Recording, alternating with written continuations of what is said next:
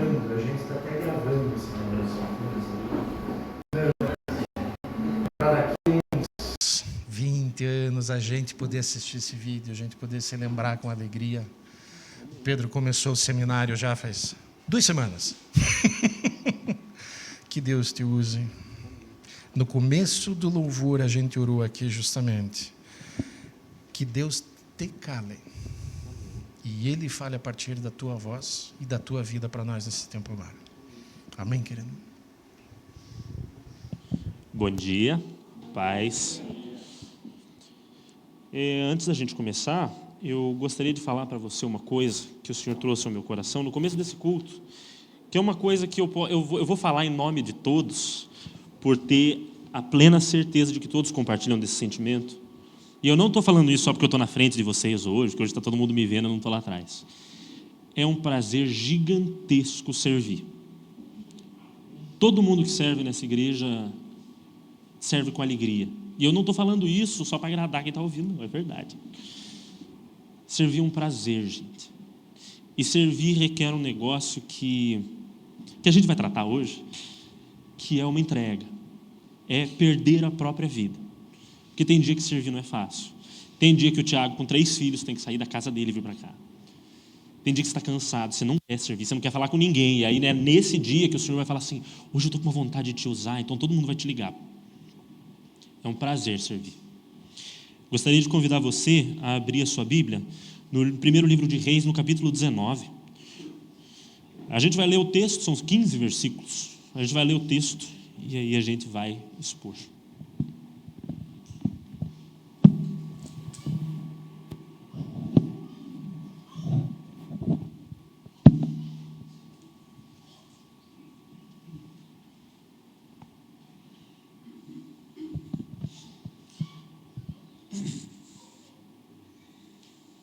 Amém?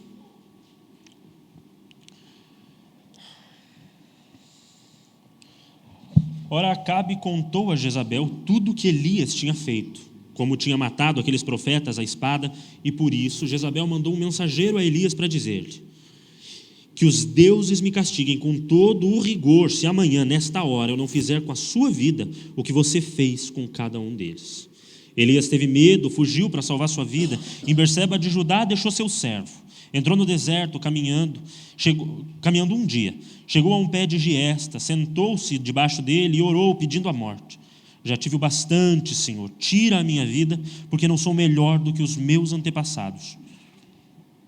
Depois ele se deitou debaixo da árvore e dormiu. E de repente um anjo tocou nele e disse: levante-se e coma. Elias olhou ao redor e ali, junto à sua cabeça, havia um pão assado sobre brasas quentes e um jarro d'água. Ele comeu e dormiu de novo. O anjo do Senhor voltou, tocou nele e disse: levante-se e coma, sua viagem será muito longa. Então ele se levantou, comeu e bebeu, fortalecido com aquela comida, viajou 40 dias e 40 noites, até chegar a Horebe, um monte de Deus. Ali entrou numa caverna e passou a noite. A palavra do Senhor veio a ele: Elias, o que você está fazendo aqui? E ele lhe respondeu: eu tenho sido muito zeloso pelo Senhor, o Deus dos exércitos. Os israelitas rejeitaram tua aliança, quebraram os teus altares, mataram os teus profetas à espada. Eu sou o único que sobrou e agora estão procurando matar-me. E o Senhor lhe disse: saia e fique no monte, na presença do Senhor, pois o Senhor vai passar. Então veio um vento fortíssimo, que separou os montes e esmigalhou as rochas diante do Senhor, mas o Senhor não estava no vento. Depois do vento, um terremoto, mas o Senhor não estava no terremoto. Depois do terremoto, houve ainda um fogo, mas o Senhor não estava nele. E depois do fogo, um murmúrio de uma brisa suave. Quando Elias ouviu, puxou a capa para cobrir o rosto, saiu e ficou à entrada da caverna. E uma voz lhe perguntou: Elias, o que você está fazendo aqui? Ele respondeu: tenho sido zeloso pelo Senhor, o Deus dos exércitos. Os israelitas rejeitaram a tua aliança, quebraram os teus altares, mataram os teus profetas à espada. Eu sou o único que sobrou e agora procuram matar-me. E o Senhor lhe disse: volte pelo caminho de onde veio, vá para o deserto de Damasco, e chegando lá, unja Azael, rei da Síria. Vamos ler até aqui? Amém? Queria te pedir que você fechasse seus olhos e curvasse sua cabeça. Vamos orar? Pai, nós estamos diante de Ti como Teu corpo, como Tua noiva, ansiosos pela Tua volta, Mestre. Gratos pela liberdade de cultuar o Teu nome, gratos pelo sacrifício na cruz. Nós te agradecemos por poder ouvir a Tua palavra, por poder pregar a Tua palavra, por poder Te servir e servir a uns aos outros, Mestre. Nós pedimos que o Senhor seja conosco no andamento desse culto, que a Tua voz fale, que o Senhor fale aos corações, Mestre, no nome de Jesus. Amém? Vamos dar um contexto rápido. Elias é um profeta muito esquisito diante dos outros, porque ele é o maior dos profetas e ele não era ninguém. Quando a gente vai para os profetas maiores, Daniel era filho de alguém, Jeremias era filho de Ilquias, que trabalhava no templo, e tinha Elias. O que a gente sabe sobre Elias é que ele era tesbita, que ele era um colonizador. Elias de Tesbe, o maior dos profetas, não tinha um pai, descrito na Bíblia, e ele é simplesmente chamado. A palavra do Senhor vem a Elias, então ele é levado, os corvos alimentam, ele proclama fome. A gente está vendo uma série de milagres que ninguém nunca tinha visto antes. Deus passou a se manifestar muito poderosamente. E logo antes do capítulo 18, a gente vê o episódio no Monte Carmelo. Elias desafia, ele fala assim: se Baal é Deus, chamem os seus profetas. Então a gente tem aquela história que a gente conhece, né? 2 altares são montados, 400 profetas de Baal clamam do início do amanhecer, cortam o próprio corpo e nada acontece. Elias joga água no cordeiro, ajoelha e fala: Senhor, mostra para eles que o Senhor é Deus. A gente está vendo uma pessoa que viu, não simplesmente viu milagres, viu o agir de Deus extraordinário através da vida dele, de um modo que nunca tinha sido antes visto na história. E aqui a gente está vendo que milagres não são tudo. Jezabel tinha o grande plano de trocar o culto. O culto do nosso Deus estava desaparecendo. O Deus de Israel os profetas do Deus de Israel estavam sendo mortos dia após dia. E o que você está vendo aqui é a ponta final. O último. Sobrou um. E o único que sobrou fugiu, porque não aguentou. A exaustão leva Elias até aquele pé de giesta. Giesta é uma árvore muito engraçada, porque é uma árvore pequenininha assim. E em tempos de muita fome se comia a raiz da giesta. Era uma época que não tinha mais o que comer. Elias está cansado.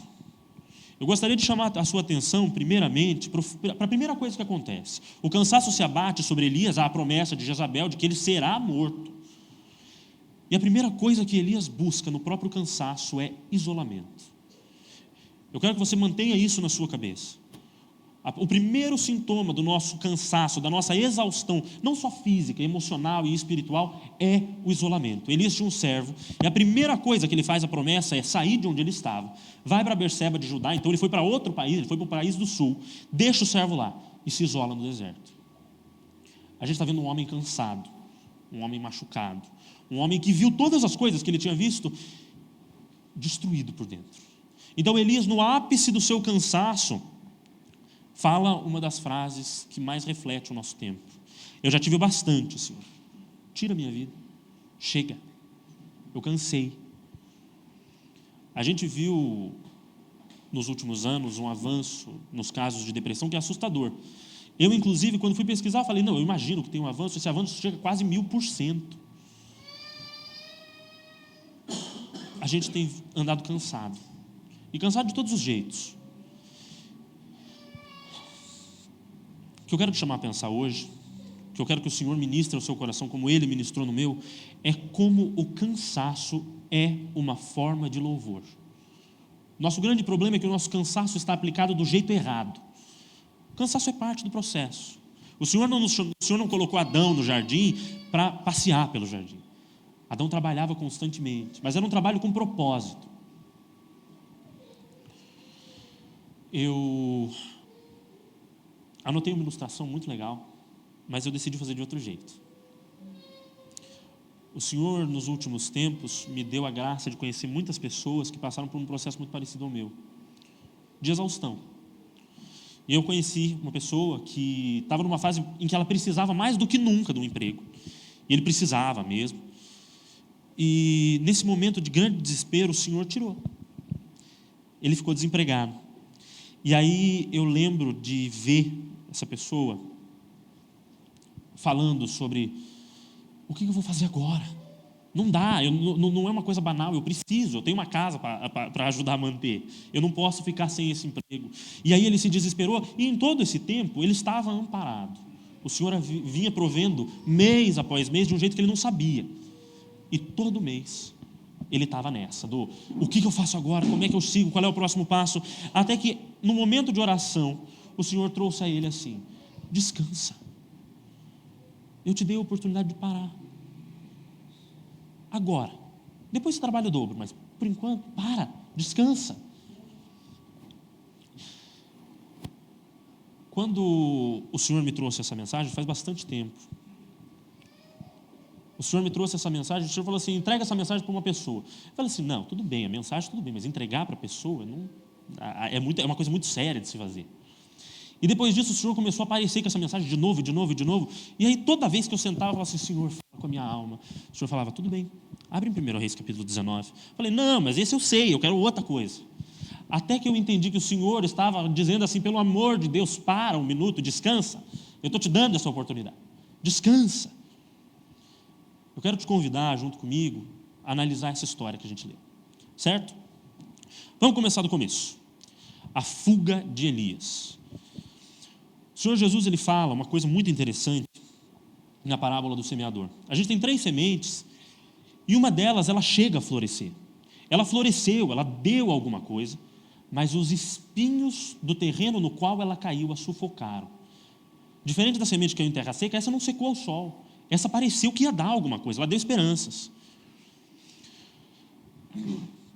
São as preocupações da vida que passam a sufocar essa semente.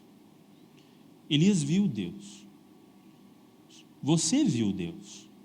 As misericórdias dele se revelaram todas as manhãs para mim e para você. O sol nasceu hoje mais cedo. Nós temos florescido. Nós temos dado esse fruto, ou quando esse fruto veio, você tinha que trabalhar no dia seguinte. Então você tinha que dormir mais cedo, então você não podia atender o telefone para quem pediu. Você tinha que trabalhar no dia seguinte. Então hoje não é dia de visitar um irmão. E veja, eu não estou dizendo que essas preocupações são inválidas. Eu estou dizendo que o nosso cansaço deixou de ser louvor a Deus. O grande mal do tempo de Elias era a idolatria. Os templos do nosso Deus estavam cheios de imagens de Baal em tudo que era lugar.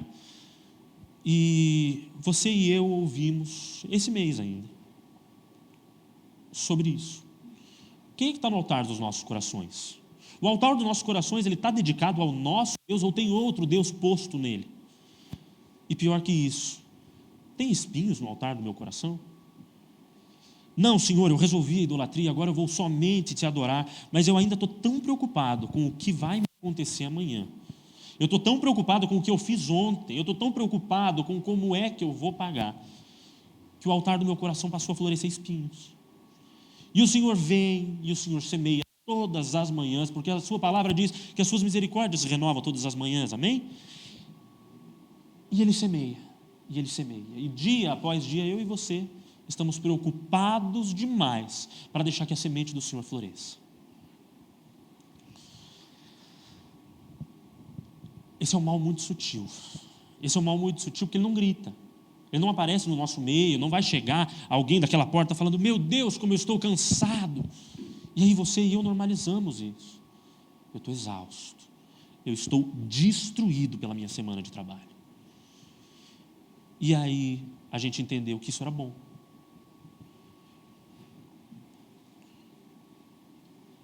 A giesta é um pedaço dessa história muito interessante por alguns motivos. Não só pelo fato da giesta ser uma planta que se comia no deserto, mas quando Elias chega nela, a gente está vendo o ápice. Você está enxergando um profeta de Deus, a gente está enxergando o profeta de Deus, o Elias que voltaria exausto. Elias se isola e a primeira coisa que ele faz não é orar. A primeira coisa que ele faz não é falar: Senhor, muito obrigado. É desabar. Elias dorme. Mas eu quero te confortar o coração.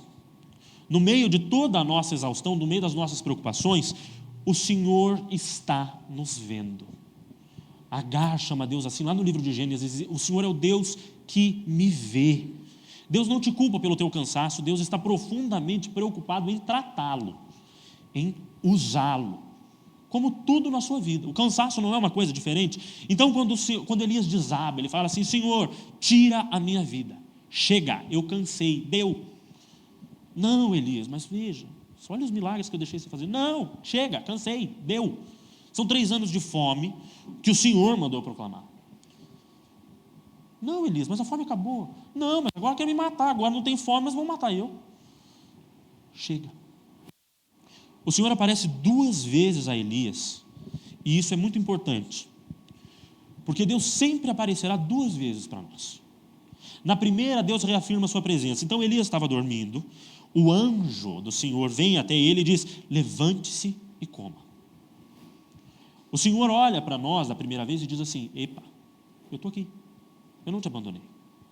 Elias, eu sei que o que você pediu é o ápice do cansaço, é o ápice da tua tristeza. Eu sei que agora não tem saída. Mas eu ainda estou aqui. Mas, se você reparar bem, na segunda vez que esse anjo aparece, a gente tem uma particularidade diferente. A primeira vez é um anjo, a segunda vez é um anjo do Senhor.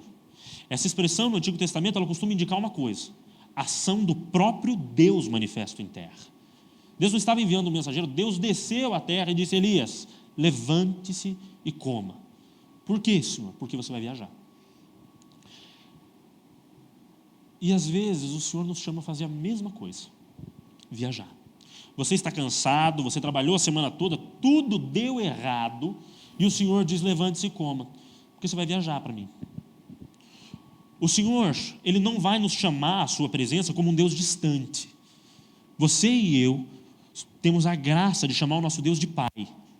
Você e eu fomos chamados a ir até esse Deus. Deus não vai nos convocar a uma reunião com Ele sem que primeiramente Ele te capacite para fazer essa viagem. E o Senhor há de te sustentar. E às vezes essa viagem é uma coisa muito distante. Às vezes essa viagem é sair da sala e entrar no quarto e fechar a porta. Mas às vezes você precisa de uma refeição completa espiritual para que o Senhor te capacite a sair do quarto, a sair da sala, entrar no quarto e fechar a porta. Elias fez uma viagem ao Monte Horebe, o Monte Sinai, onde Deus deu a lei. É o monte da presença. Eu não preparei um mapinha, mas se você olhar no mapa de Israel, ele viajou 40 dias pelo deserto. Não tinha nada no meio do caminho. Você não tinha uma grande cidade onde ele, não, aqui eu paro e descanso. Não, você tinha deserto. E Elias foi. Aos 40 dias de viagem, a gente vê um Elias que chega na montanha. E depois de uma viagem tão longa e tão cansativa, a primeira coisa que Deus vai fazer para Elias é ir até ele, é dizer: o que você está fazendo aqui? Deus não precisava saber por que Elias precisava ir para lá. Deus já sabia. Mas Elias precisava saber por que ele estava indo para lá. Eu tenho sido muito zeloso pelo Senhor, o Deus dos exércitos.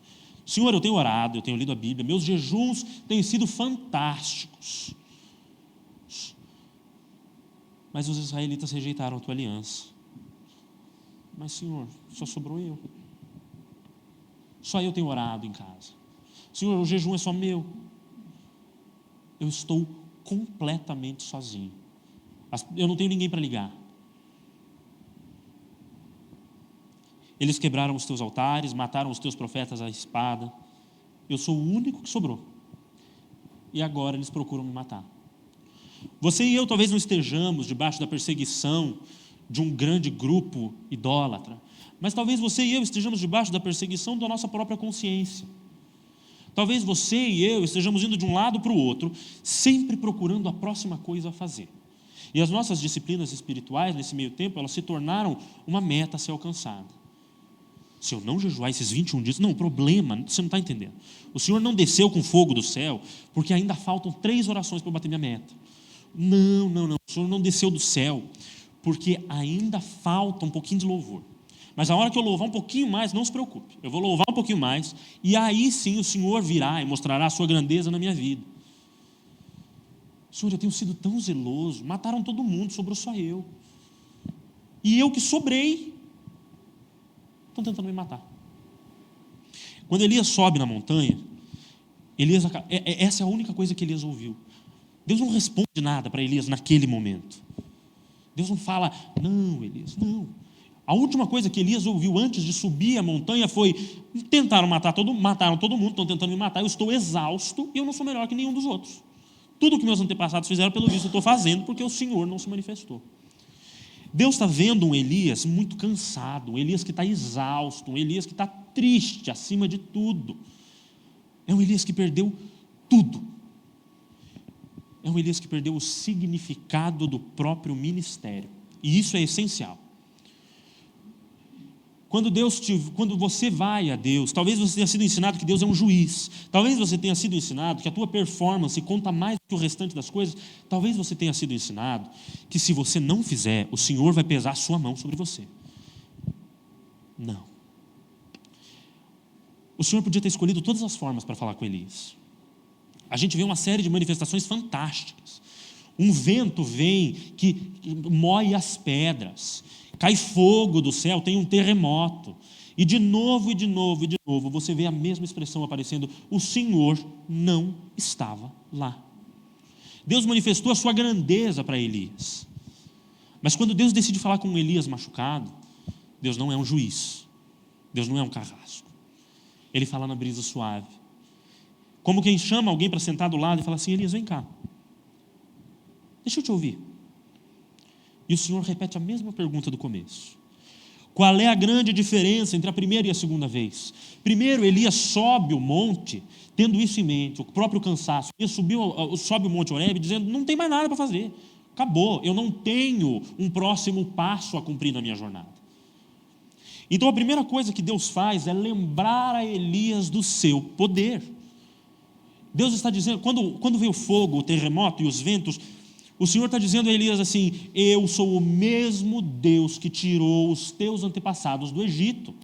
Não sou eu o Senhor que abriu o mar, não sou eu o Senhor que guiou vocês no deserto por 40 anos. Talvez você hoje não veja a manifestação do próprio Deus como um fogo que vai descer do céu, um terremoto e um vento assustador, mas você vê a cruz. A palavra de Deus vai dizer que Cristo é tudo que Deus pode nos dar. Ele é a imagem completa de Deus. Quando você pensar que o poder de Deus não tem se manifestado, quando você olhar para a sua própria vida e dizer: onde está o Senhor? Lembre-se, o Senhor venceu a cruz. Ele veio, e veja como isso é curioso. Aqui Elias teve acesso a uma voz distante. Você e eu sabemos que ele veio, ele foi tocado, as pessoas sentaram com ele, comeram com ele. Lembre-se disso. Nós sempre gostamos de lembrar da redenção da cruz, mas lembre-se que a cruz não foi o ponto final. O teu Deus manifestou o poder dele ao ressuscitar e glorificar o próprio Filho que virá. É isso que nós fomos chamados a olhar. Quando Deus chama Elias para sentar do ladinho dele e diz assim: Elias, agora que você viu o meu poder, agora que você viu que eu ainda sou o Senhor, o Deus dos exércitos, que todas as coisas estão sob o meu controle, agora que você viu isso, o que você veio fazer aqui? O tom, as palavras são as mesmas, mas o tom agora muda. É verdade, Senhor, eu tenho sido muito zeloso. Eu tenho cumprido com excelência todas as minhas disciplinas espirituais. Eu talvez seja o único da minha casa que tem orado. Eu talvez seja o último pilar da minha casa. E querem me matar. Mas eu estou desempregado. Mas eu tenho 3 filhos doentes em casa que eu preciso cuidar. Diante do cansaço de Elias, a primeira coisa que Deus faz com aquele homem cansado é dizer: volta. De onde você veio, volta. Quando você chegar no deserto de Damasco, pare por lá. Você vai ungir Azael como rei da Síria. Jeú, filho de Ninsi, será rei de Israel. E Eliseu, o teu sucessor. A primeira coisa que Deus faz diante do cansaço de Elias é dar a ele mais trabalho. Você está cansado, tudo bem, então agora você vai voltar e você vai fazer mais serviço. E veja, quando a gente costuma aproximar esses pontos de o chamado de Eliseu e a ascensão de Elias ao céu, mas tem toda uma história nesse meio tempo. Elias trabalhou e trabalhou valendo. Deus não vai permitir que você e eu paremos por completo. Você e eu temos um chamado eterno, o ID, Você e eu fomos chamados para fazer discípulos. E você e eu fomos chamados a fazer isso não porque você e eu recebemos uma graça que nos torna superiores a quem está lá fora, não. Você e eu somos mendigos, que encontramos na mesa um tanto de pão. E você encontrou esse pão e descobriu que tinha pão para todo mundo. E que tinha pão para todo mundo para sempre. Volta, unge Azael, unge Jeú, chama Eliseu. O Senhor muitas vezes não mudará essa circunstância. Talvez os 3 filhos continuem doentes em casa. Talvez você não consiga um emprego no dia de amanhã. Talvez as tuas contas não sejam todas pagas miraculosamente na próxima semana. Mas tenha certeza que o Senhor que te chamou para ir até Ele, e isso é uma ação ativa, é um vinde a mim, Ele vai te capacitar. Quando Jesus fala assim, vinde a mim vós cansados e sobrecarregados, e eu vos darei alívio, o Senhor ele está dizendo o quê? Eu sou o alívio, eu sou o descanso para os sobrecarregados. Mas de nada adianta eu ser o descanso para os sobrecarregados se vocês não vierem até mim.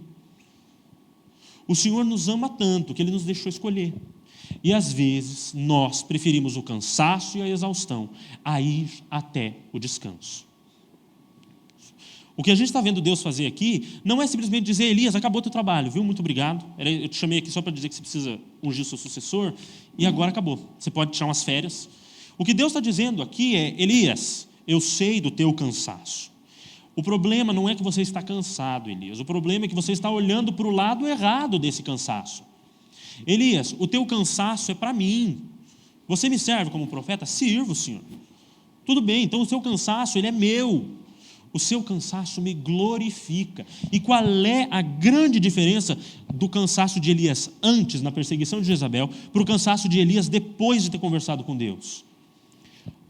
Para onde ele olha. Quando você e eu estamos exaustos, isso costuma parecer o fim da vida. É só isso. Tudo que eu me lembro, é igual quando você está com dor de dente. Quando você está com dor de dente por 3 dias, você já esqueceu de como que é uma vida sem a dor de dente. Então a vida ela se torna todo aquele sofrimento triste e terrível de ter dor de dente. E aí um dia a dor de dente passa. E aí você descobre que a dor de dente era só 3 dias.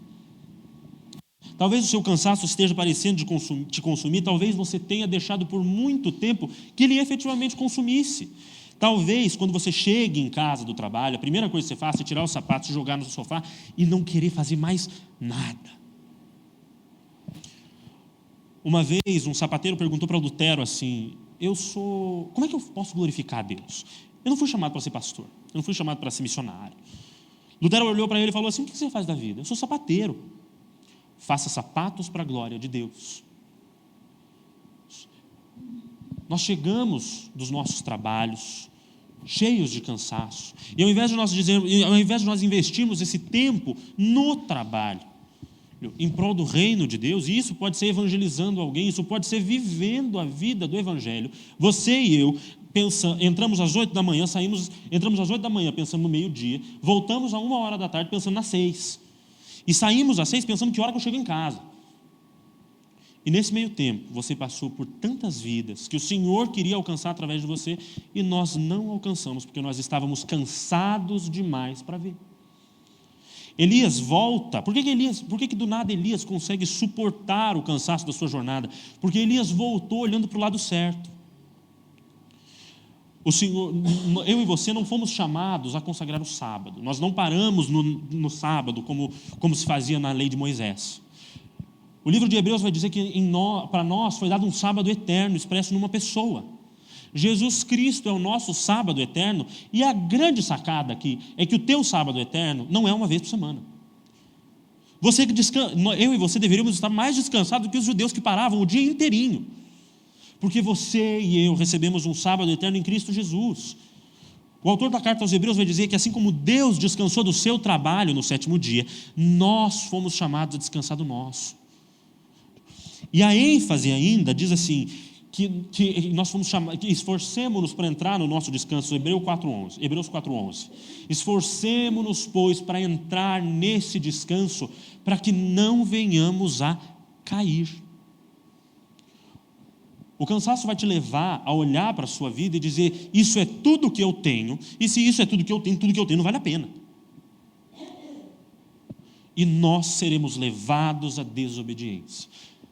Porque aí, efetivamente, se tudo que eu tenho é só cansaço, se o fim último da minha vida é cansaço, eu sempre estarei cansado demais para ler a minha Bíblia, para orar, para ligar para quem precisa, para dizer, ei, você precisa de alguma coisa?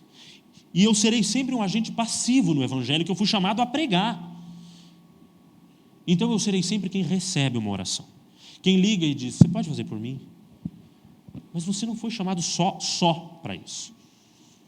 Receba com amor as suas orações, peça ajuda no nome do Senhor Jesus. Mas ofereça, sirva, encontre prazer nesse ato ao qual eu e você não fomos simplesmente convidados, nós fomos convocados. O Senhor nunca disse, ei, se vocês forem pregar o Evangelho, o Senhor sempre disse, ide por todo mundo e pregar o Evangelho a toda criatura. Nós somos chamados a ressignificar o nosso cansaço, porque o nosso cansaço agora repousa num Cristo que venceu. Num Cristo que foi glorificado, num Cristo que venceu essa morte. O Senhor diz assim, eis que estou convosco todos os dias. É um chamado muito semelhante, é uma convocação muito semelhante ao que Elias recebeu. Elias, volta. Eu sei que está difícil. Volta. Porque eu estou com você. Como eu te falei, pode ser que o centro da situação não mude.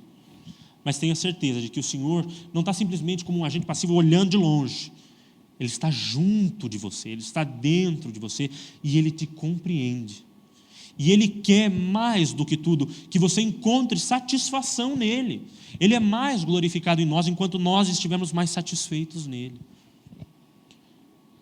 E esse contentamento, em vários momentos, não será produzido espiritualmente. Nós somos chamados para uma corrida. Paulo fala, em vários momentos, sobre esmurrar o próprio corpo. Com medo do quê? Com medo de que, tendo chamado todo mundo para a mesma corrida, ele mesmo falhasse. Nosso cansaço não pode nos levar, o nosso cansaço não pode ser visto como o fim da linha.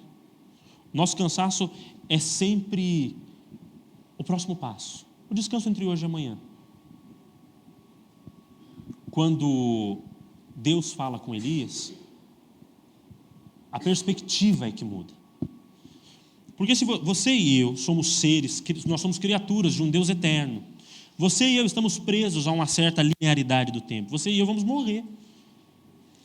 E quando a gente olha as coisas sob essa perspectiva, a gente tem uma visão muito limitada. O que Deus está convidando Elias a fazer é dizer, olhe pela minha perspectiva.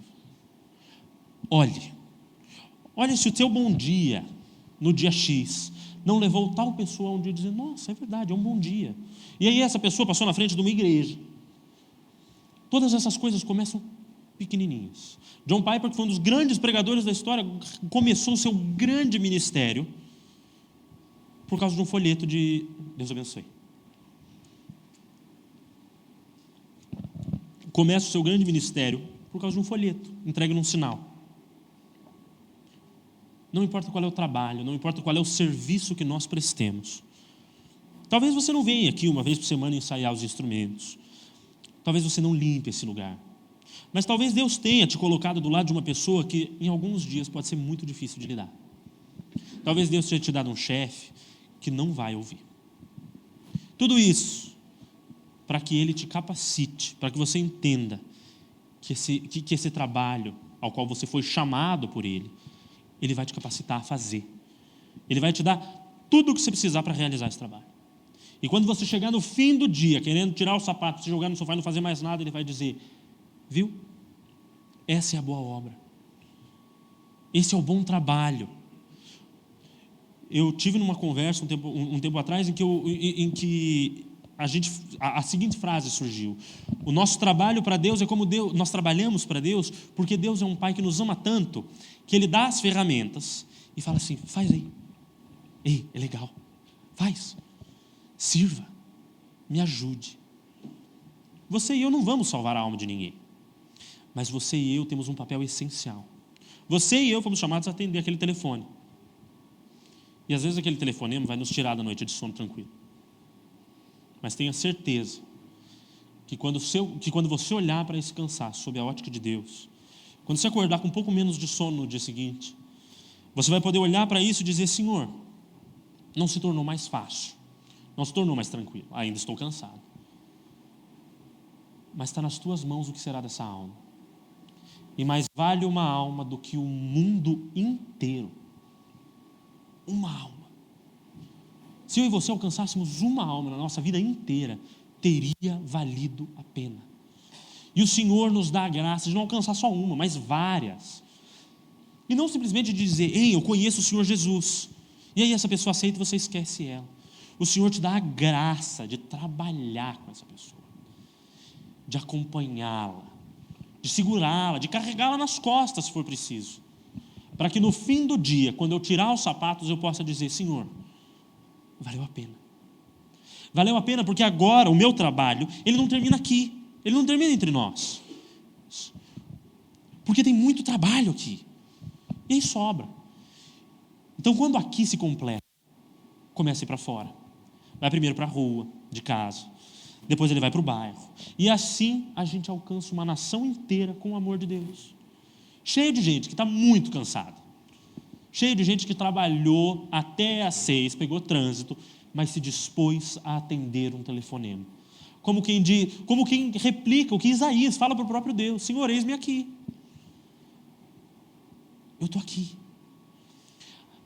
E como eu disse, isso não é uma coisa que vai acontecer espiritualmente muitas vezes.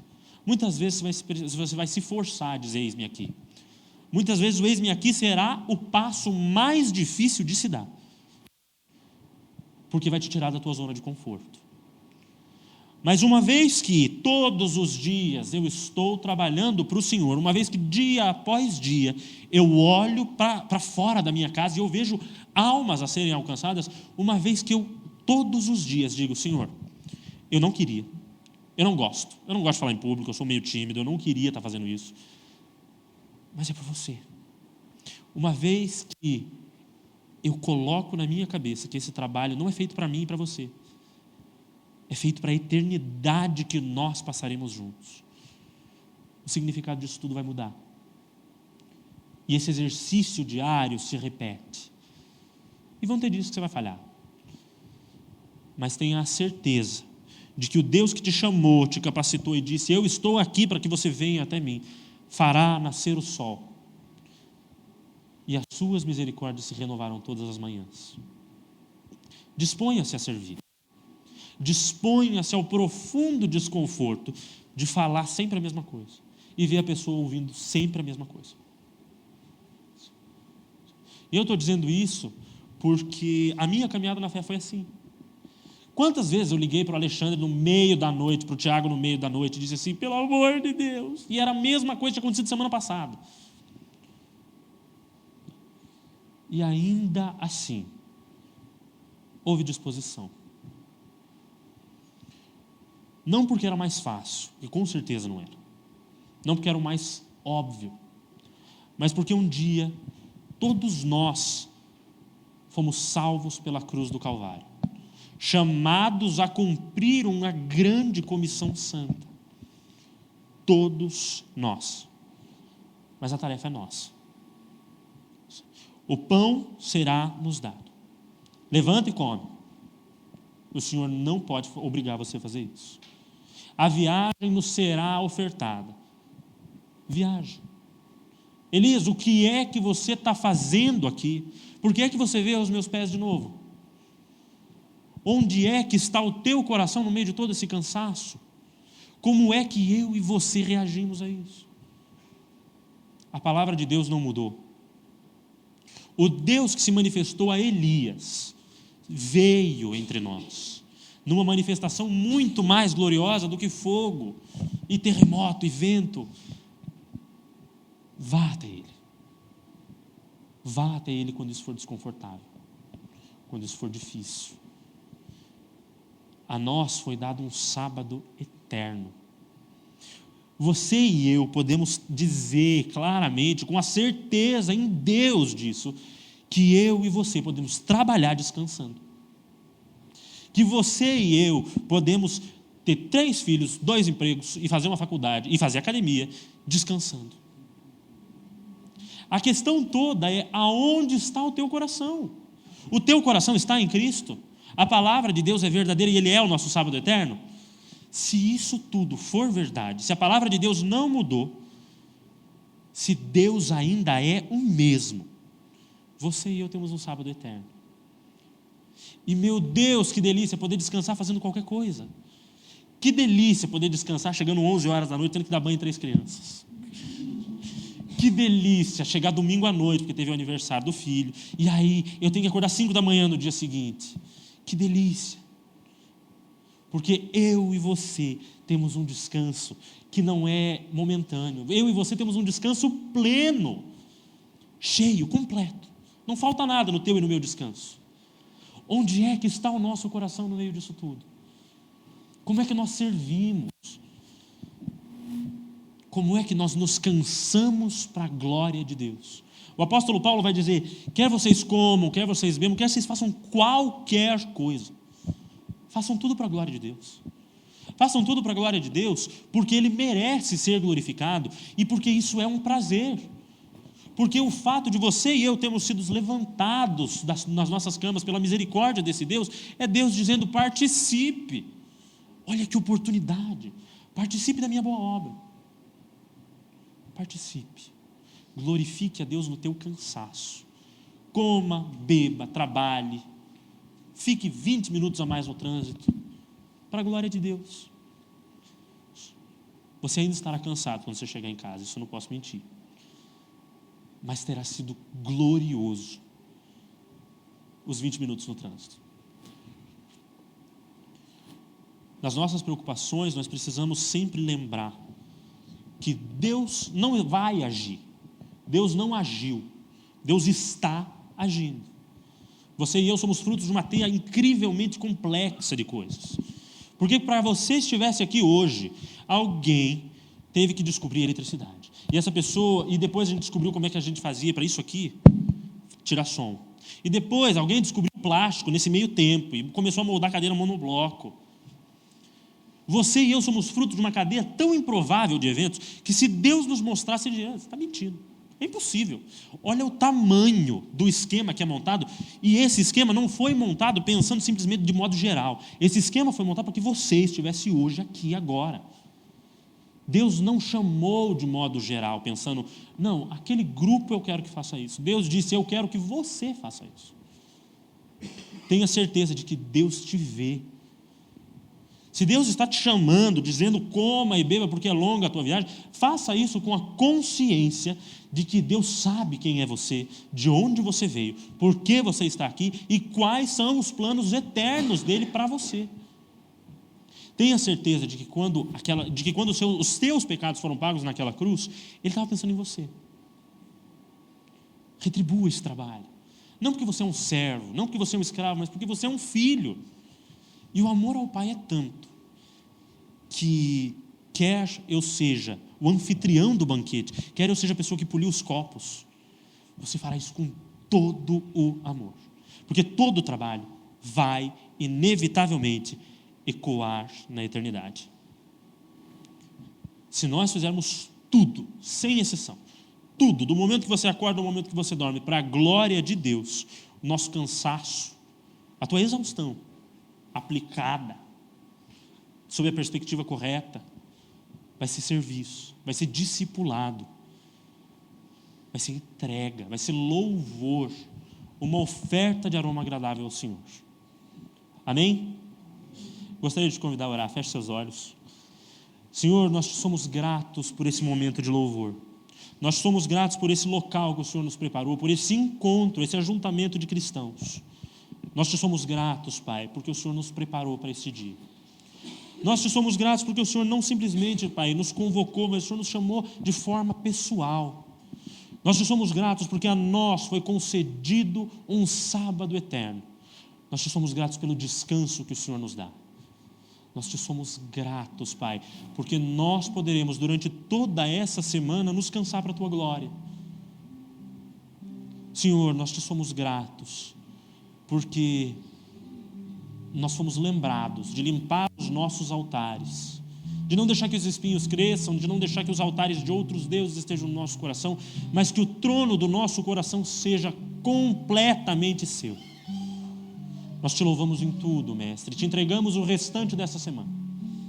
Nós declaramos diante de Ti, Pai, que se é da Tua vontade, eis-nos aqui, usa-nos, deixa-nos participar da boa obra do Evangelho. É no nome de Jesus que nós oramos. Amém. Deus te abençoe. Terminei até antes, para você poder almoçar cedo hoje. Deus te abençoe durante toda essa semana. Que a luz da palavra do Senhor permaneça no seu coração.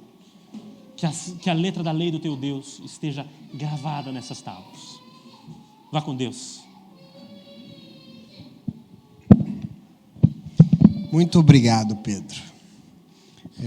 Que a gente possa ir para casa pensando em tudo que a gente ouviu aqui. Foram várias coisas muito pertinentes e importantes. Eu queria só ressaltar que uma das coisas que eu mais gostei de ler quando eu vi o teu estudo é sobre um cansaço com propósito. Eu amo falar de propósito. Deus dá propósito para nós em todas as coisas. Então, se a gente vai trabalhar, se a gente vai cansar, que seja com o propósito de glorificá-lo. Eu levo uma coisa muito importante que eu ouvi aqui hoje. Deus não nos chamou a ser agentes passivos do Evangelho. Que em tudo que a gente fizer, a gente tenha a intenção e a gente seja ativo naquilo que Deus chamou eu e você para fazer. Que toda a tua atividade, que todo o teu trabalho, que todo o teu serviço seja para glorificar esse Deus maravilhoso. Amém? Obrigadão, Pedro. Esse menino aqui tem futuro. Que Deus abençoe, uma excelente semana para todo mundo.